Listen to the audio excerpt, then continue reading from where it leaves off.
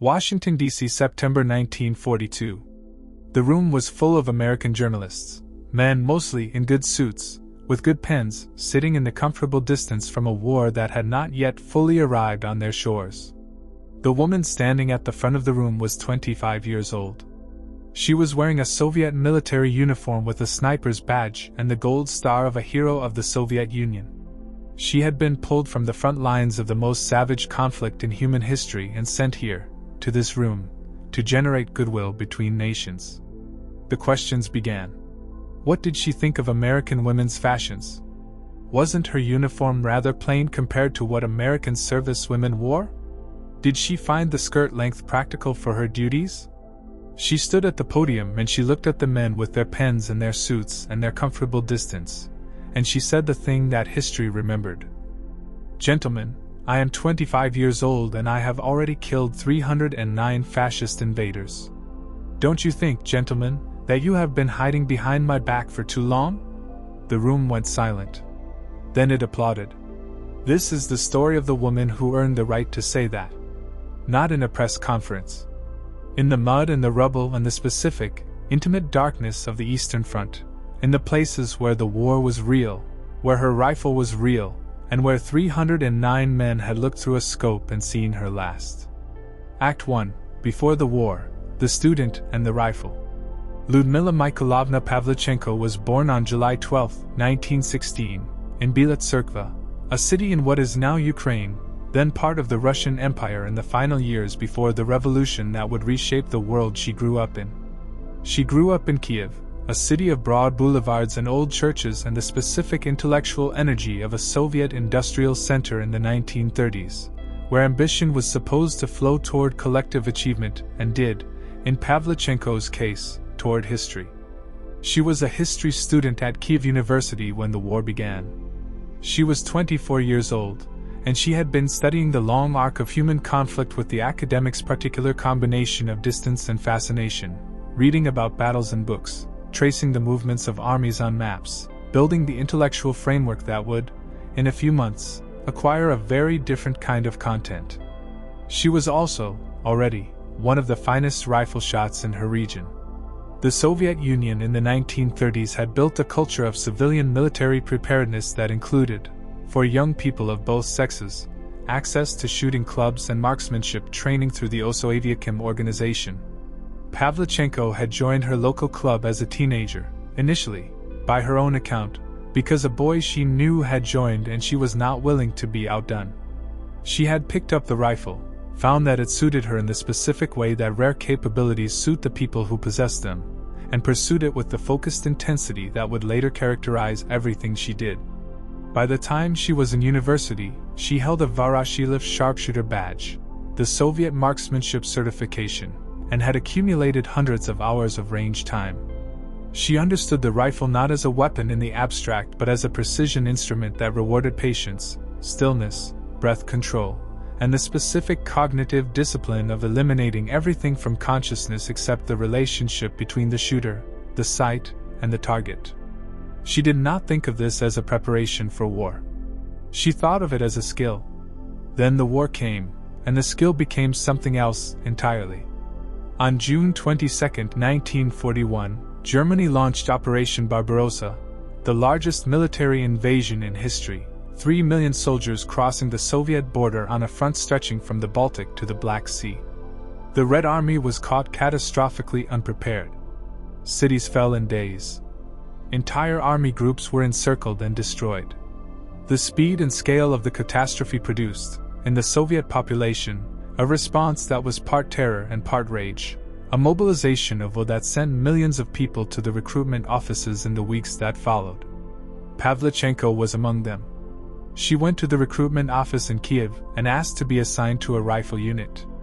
The officer behind the desk looked at her and suggested the nursing corps. She told him about her marksmanship training. She told him about the Voroshilov badge. She asked again for a rifle unit. He assigned her to the 25th Chapiv Rifle Division as a sniper. She would not waste the assignment. Act 2, Odessa, the education of Lady Death. The first kill is the moment that separates the trained soldier from the veteran. the transition from the abstract knowledge that the rifle is a weapon to the concrete, irreversible experience of what it means to use it.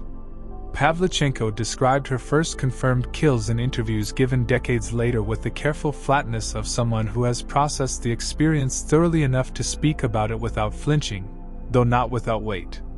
She killed 2 Romanian soldiers. Romania was fighting alongside Germany on the Eastern Front, in the opening weeks of the Odessa campaign. She described the feeling afterward as complicated in a way that she found difficult to articulate precisely. Not pride, not satisfaction, not remorse exactly, but something like the full arrival of reality. The war, which had been an event she was participating in, became something she was inside. There was no position outside it anymore from which to observe. Odessa, in the summer and autumn of 1941, was a city under siege. Romanian and German forces had encircled the port on the Black Sea, and the Soviet defenders, soldiers, sailors, and civilians who had organized themselves into militia units with whatever weapons were available, were conducting a defense that lasted 69 days. Pavlichenko fought through all of it. The sniper's war is different from the infantry war in ways that matter to the psychology of the soldier fighting it. The infantryman's combat is often chaotic, close, defined by noise and confusion and the overwhelming sensory assault of artillery and automatic weapons fire. The sniper's combat is defined by patience and silence and the long, motionless hours of waiting in a hide, a concealed position, constructed with the specific care of someone who understands that movement and noise are the enemy of survival, before the single, precisely calculated shot. Pavlichenko was extraordinarily good at the patience. She was extraordinarily good at the stillness, at the physical and mental discipline of remaining motionless in a hide for hours, sometimes for a full day, in conditions that ranged from uncomfortable to agonizing, waiting for the shot that the situation required. She was also, her commanders noted, extraordinarily good at the specific cognitive work of sniper-counter-sniper operations, the most dangerous dimension of her role. Counter-sniper work was the task of finding and eliminating enemy snipers, German and Romanian marksmen who were conducting the same patient, lethal work against Soviet soldiers that she was conducting against them. Counter-sniper engagements were duels in the most literal sense. 2 trained, patient, highly skilled soldiers, each trying to locate the other before being located, each knowing that the margin between success and failure was measured in fractions of a second and millimeters of exposure. She won 36 such duels over the course of her combat career. 36 enemy snipers who had been sent specifically to find and kill her, and who had failed. The number is remarkable not as a statistic but as a description of a quality, the specific, sustained alertness of someone who understood that the most dangerous thing in her environment was another person who thought the way she thought, and was trying to do to her what she was trying to do to them. By the time Odessa was evacuated in October 1941, the defenders were withdrawn by sea to reinforce Sevastopol. Pavlichenko had accumulated 187 confirmed kills. She had been in combat for less than 4 months. Act 3, Sevastopol, the longest siege. Sevastopol was harder than Odessa.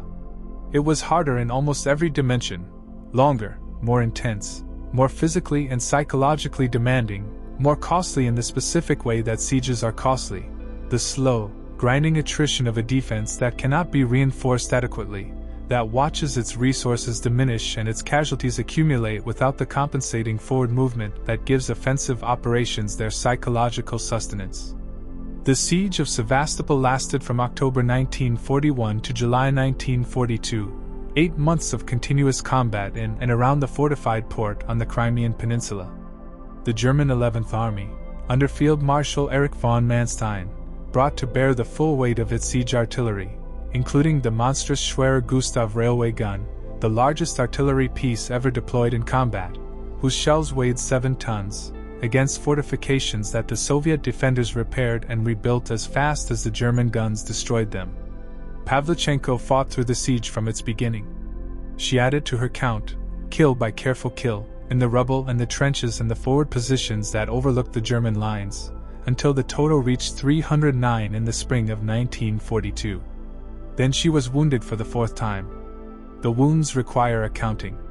She had been wounded previously, shrapnel, at various points in the Odessa and early Sevastopol fighting, and had returned to the front each time. The fourth wound, in the spring of 1942, was more severe. And it came at a moment when the Soviet command had made a decision about her that had nothing to do with her injuries. She was too valuable to risk losing. The calculation was specific and cold and entirely correct. Pavlichenko had become, by the spring of 1942, one of the most effective snipers in the Red Army and one of the most useful propaganda assets the Soviet state possessed. Her record, 309 confirmed kills, hero of the Soviet Union, for wounds, the specific combination of competence and courage and the particular resonance of a woman doing this work in a war that consumed men by the millions, was a story that the Soviet state needed and that the Allied cause needed. She was removed from the front. She was given treatment for her wounds. She was told that her next assignment was a diplomatic tour. She did not want a diplomatic tour. She wanted to go back to her unit.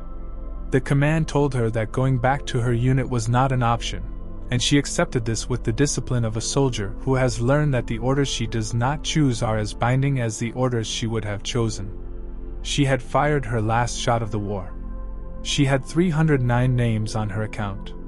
The war would continue for 3 more years without her, and she would spend those years carrying the specific burden of the survivor who has been pulled from the fight while the fight continues. The knowledge that somewhere, on the front she had left, the dying was going on without her. Act 4, America, the diplomat with the sniper's patience.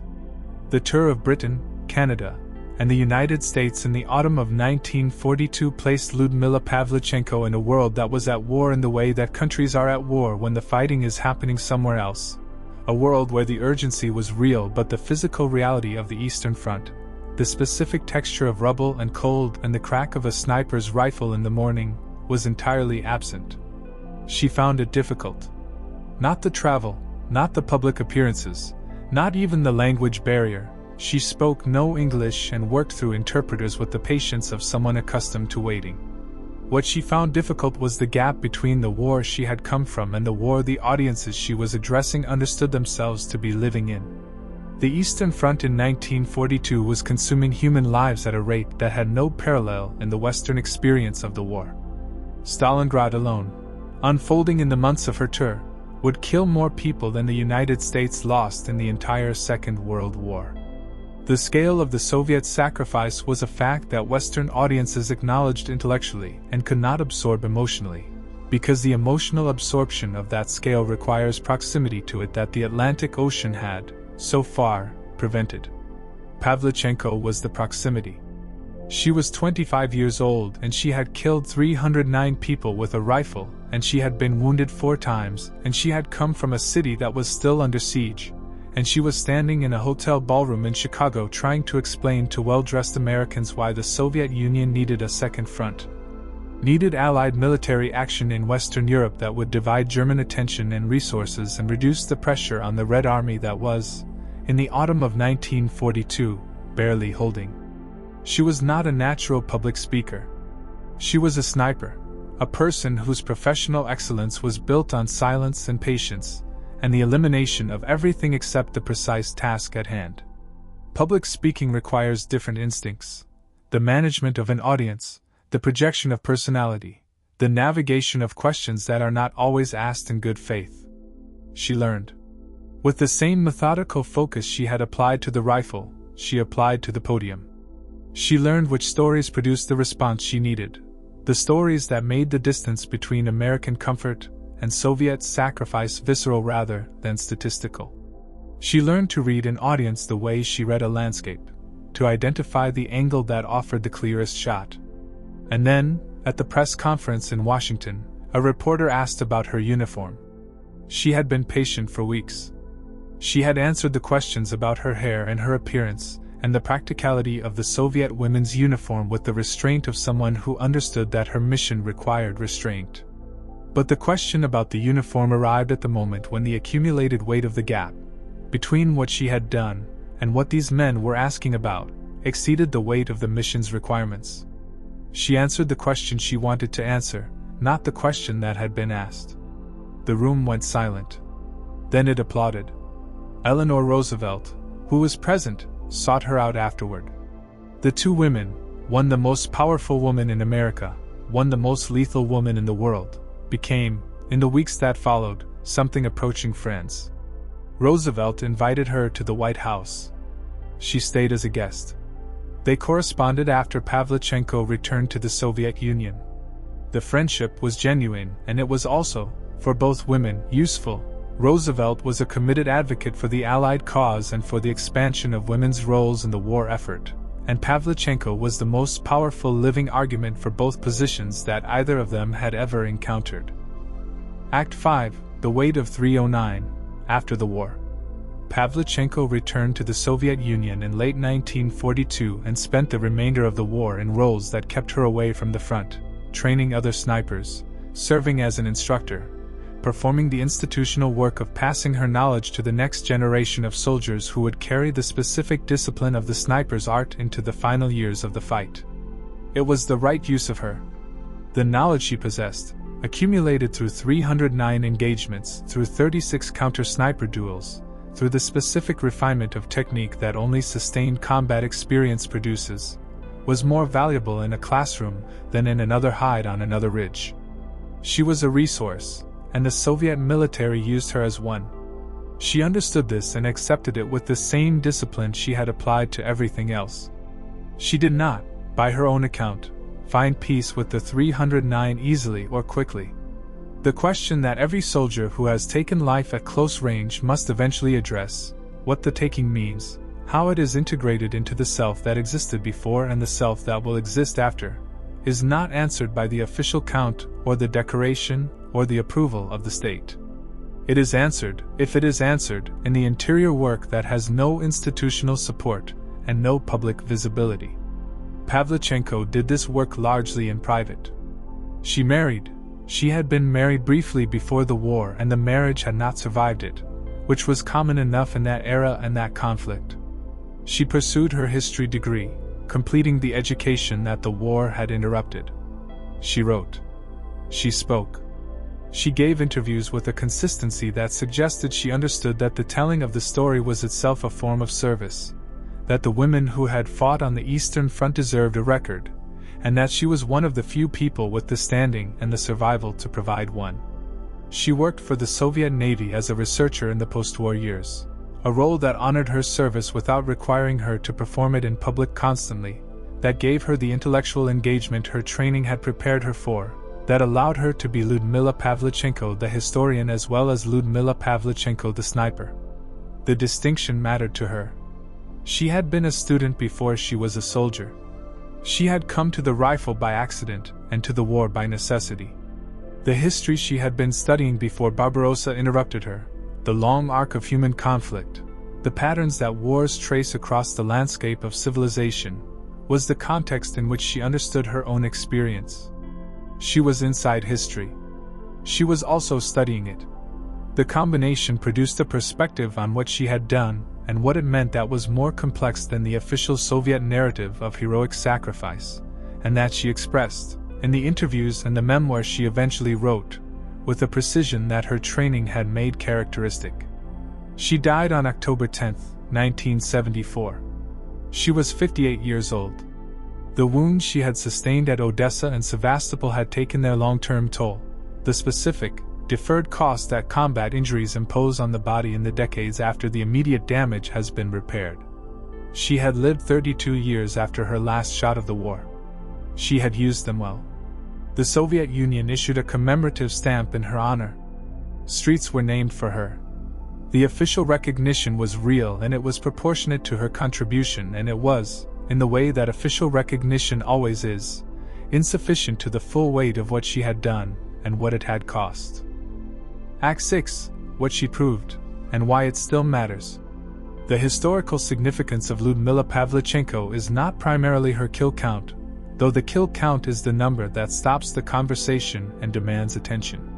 The significance is what the kill count represents, the documented, undeniable, officially recorded proof that a woman could perform one of the most demanding and most psychologically costly combat roles in modern warfare at the absolute highest level of excellence. Sniping is not a role that rewards physical strength above all other qualities. It rewards patience, precision, spatial intelligence, emotional regulation under extreme stress, and the specific cognitive discipline of maintaining full concentration for hours at a time in conditions that are simultaneously boring and lethal. These qualities are not sex-linked. Pavlichenko possessed them to a degree that placed her among the most effective snipers of any gender in the entire Second World War. The institutional resistance she encountered, the recruitment officer who wanted to send her to the nursing corps, the journalists who wanted to ask about her uniform, was not a response to any deficiency in her capability. It was a response to an assumption about her capability that her capability had made indefensible. This is the pattern that runs through every story of women in combat roles. The assumption precedes the evidence, and when the evidence arrives, the assumption persists longer than the evidence warrants. Pavlichenko's evidence was 309 confirmed kills, the hero of the Soviet Union, for combat wounds, and a press conference line that has been quoted in every language and on every platform for 80 years because it said, in 12 words, what needed to be said and had not been said clearly enough before. She did not say it as a feminist statement. She would not have used that language, and the Soviet ideological context in which she operated had its own complex and contradictory relationship with gender equality. She said it as a soldier who had earned the right to be taken seriously and was not being taken seriously, and who had, in that moment, decided that the diplomatic requirements of her mission were less important than the truth. The truth landed. It has not stopped landing. Every time a woman in a military role is asked about her appearance instead of her performance, Pavlichenko's 12 words are the answer that the situation calls for and that her example makes available. She was a sniper. She was a diplomat. She was a historian.